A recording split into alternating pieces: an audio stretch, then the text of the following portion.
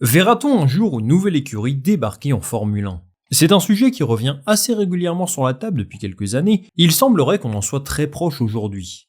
Et oui, selon des informations de Sky Sports, le groupe américain Andretti va recevoir le feu vert de la FIA pour participer au championnat du monde de Formule 1, sans doute à partir de 2026.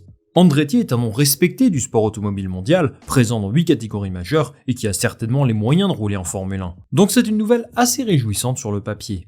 Convaincre la FIA, c'est bien, mais la route est encore longue et semée d'embûches. À présent, il va leur falloir présenter le projet auprès du groupe Formule 1 et de ses partenaires, c'est-à-dire toutes les équipes qui constituent la grille actuellement. Et disons-le, ce n'est pas une mince affaire.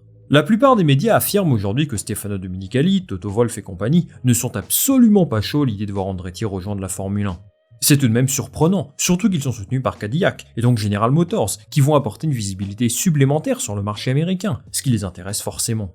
Tout ça met Andretti dans l'embarras. Et pour se sortir de cette situation compliquée, certaines écuries leur ont même suggéré d'opter pour une solution pour le moins surprenante, racheter Alpine. Alors sincèrement, c'est une idée un peu folle, je pense que ça a très peu de chances d'aboutir. En revanche, une collaboration entre les deux parties est certainement quelque chose de possible. Avant d'évoquer cette hypothèse, on va d'abord tenter de comprendre pourquoi les écuries bloquent aussi fermement l'arrivée d'Andretti en Formule 1. Est-ce vraiment seulement une question d'argent, ou d'autre chose ? On va regarder tout ça ensemble tout de suite. Revenons quelques mois en arrière, plus précisément en janvier. Andretti annonçait sur leur site internet leur intention de rejoindre le championnat du monde de F1, avec l'énorme soutien de General Motors et de sa prestigieuse marque Cadillac. Andretti, vous en avez déjà entendu parler. L'écurie est la propriété du légendaire Mario Andretti, champion du monde de Formule 1 en 1978 et aujourd'hui dirigé par son fils, Michael. Cela fait très longtemps qu'Andretti souhaite rejoindre la Formule 1, mais ça n'a jamais vraiment pu se faire. Mohamed Ben Sulayem et Stefano Domenicali souhaitaient avant tout des écuries soutenues par des grands constructeurs, pour des questions de visibilité, de sponsoring et de crédibilité. Mais l'arrivée de General Motors dans l'équation change absolument tout. Dans ma vidéo sur le sujet à l'époque, je vous expliquais que c'était sans doute la chose qu'attendait la FIA pour encourager Andretti à postuler. General Motors ne devrait pas produire de moteur dans l'immédiat, c'est avant tout un partenariat financier et marketing. Si la candidature va au bout, c'est fort probable qu'ils aient un accord avec Renault, donc on est quand même à un stade bien avancé. En plus de ça, ils construisent actuellement un nouveau complexe gigantesque à Indianapolis. Les voitures d'IndyCar, de Formula I et donc de Formule 1 devraient toutes être produites là-bas. L'ambition est là et elle se matérialise de jour en jour. Mais malgré toute cette bonne volonté, Michael Andretti doit sincèrement enrager de voir que sa candidature dérange toutes les autres écuries. Et malheureusement pour lui, c'est un obstacle de poids. Alors il faut rappeler que seule la FIA et la FIA seule a le pouvoir d'accepter ou de refuser une candidature en Formule 1. Mais une fois cette étape passée, il faut convaincre les principaux actionnaires du championnat qu'ils méritent une place dans la discipline. En clair, il faut se mettre dans la poche Formula One Management et toutes les équipes sur la grille. Et c'est quelque chose de très compliqué. Il y a deux personnes en particulier qui se sont exprimées sur le sujet. Et sans surprise, l'une d'entre elles est bien sûr Toto Wolff. Le patron de Mercedes est contre l'arrivée d'Andretti en Formule 1. Et il a plutôt bien expliqué pourquoi. Selon lui, Andretti est effectivement un grand nom du sport automobile, mais ce qu'il souhaite, tout comme l'ensemble de ses collègues, c'est qu'ils apportent une certaine valeur ajoutée au championnat. Pour faire très court, il parle d'argent là. Une nouvelle équipe en Formule 1, ça signifie fondamentalement plus de visibilité et plus d'intérêt de la part des spectateurs, et donc plus de retombées économiques. Mais à qui est-ce que ça va bénéficier ? Andretti, certainement, mais toutes les autres écuries souhaitent également profiter d'une manière ou d'une autre de leur arrivée sur le plateau. Alors vous allez me dire, mais de quoi il se mêle celui-là ? Il gagne déjà suffisamment d'argent et il veut en gagner encore plus grâce à Andretti. C'est quand même assez fou. Bon, derrière ces déclarations, il y a en fait une réalité économique qui concerne toutes les écuries de F1 et qui peut se comprendre. En 2020, les 10 écuries de Formule 1 ont signé ensemble de nouveaux accords Concorde. Pour faire simple, c'est un ensemble de documents administratifs et légaux qui définissent, entre autres, la structure économique de la F1 et la répartition des recettes commerciales du championnat. Ces accords sont confidentiels, donc impossible pour moi de vous dire qui gagne combien. Mais ce que l'on sait, c'est que les 10 écuries ont signé ces accords et qu'ils sont valides jusqu'à la fin de la saison 2025. Si Andretti venait à rejoindre le championnat en 2026, on serait sous régime de nouveaux accords Concorde. Et le premier objectif pour les écuries, c'est de garantir que l'argent reçu soit à la hauteur de la croissance du championnat. Depuis 2020, la valeur du produit Formule 1 a incontestablement augmenté. Il y a plus de spectateurs, de téléspectateurs et les recettes sont plus importantes. Aujourd'hui, les écuries ont sans doute une estimation approximative de ce qu'ils souhaitent recevoir au moment de signer ces nouveaux accords. Sauf que si vous divisez la part du gâteau en 11 plutôt qu'en 10, eh bien ça fait perdre un sacré paquet d'argent. La priorité de Toto Wolff, c'est donc de s'assurer qu'il ne se fasse pas plumer par la F1. Et c'est ce qui arrivera si une 11e écurie rejoint la grille, selon lui encore une fois. Fred Vasseur s'est également exprimé sur le sujet. Il n'envisage pas non plus qu'Andretti puisse rejoindre le championnat dans ces conditions. Il explique qu'au moment de signer les accords Concorde en 2020, les 10 écuries ont dû faire de gros efforts financiers, liés à la crise sanitaire qui a touché la discipline de plein fouet. Il pense que la F1 n'a pas forcément besoin d'une équipe supplémentaire, surtout si sa candidature est justifiée par sa nationalité.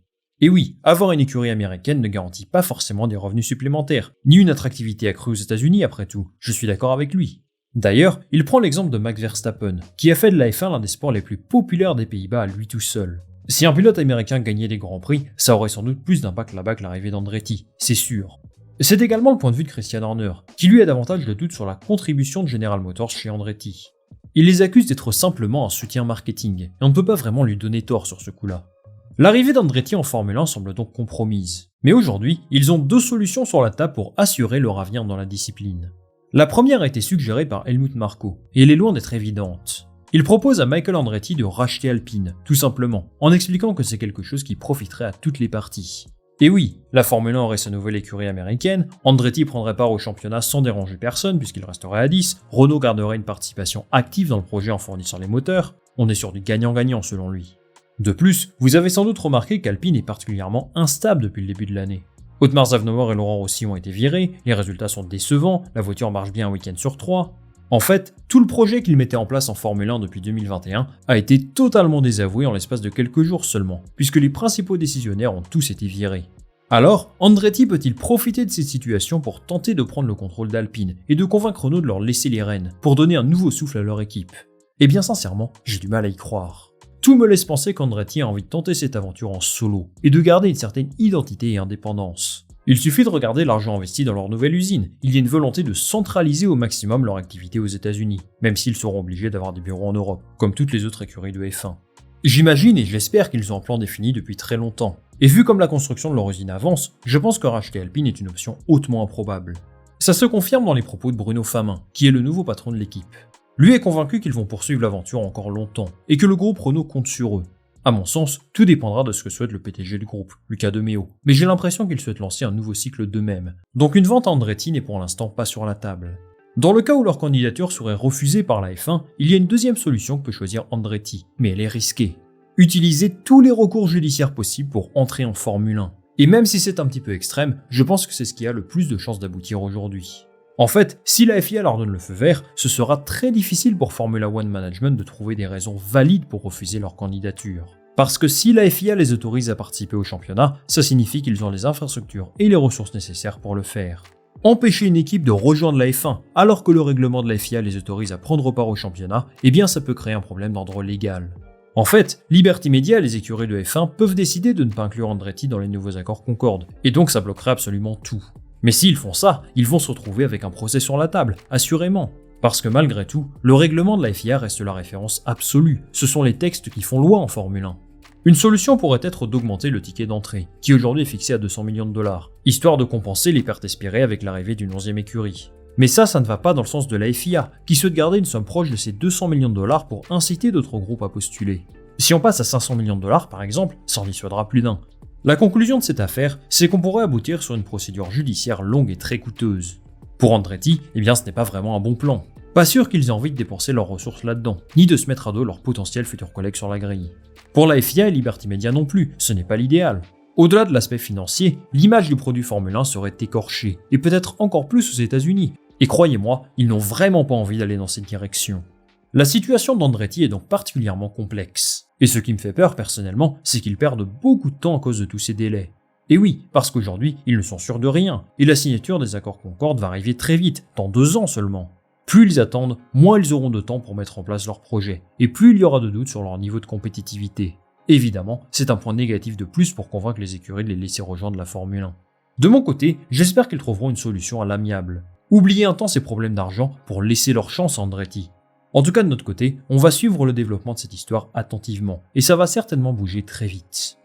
Merci les amis d'être restés jusqu'au bout de cette vidéo. Dites-moi en commentaire ce que vous pensez de l'attitude des écuries vis-à-vis d'Andretti, si vous trouvez ça juste ou non, et moi je lirai tout ça avec attention. Comme d'habitude, si vous avez aimé cette vidéo, je vous invite à la liker, à la partager autour de vous, et bien sûr à vous abonner. C'est ce qui m'aide le plus à faire progresser la chaîne. On va se retrouver très rapidement pour une nouvelle vidéo. Salut, à la prochaine.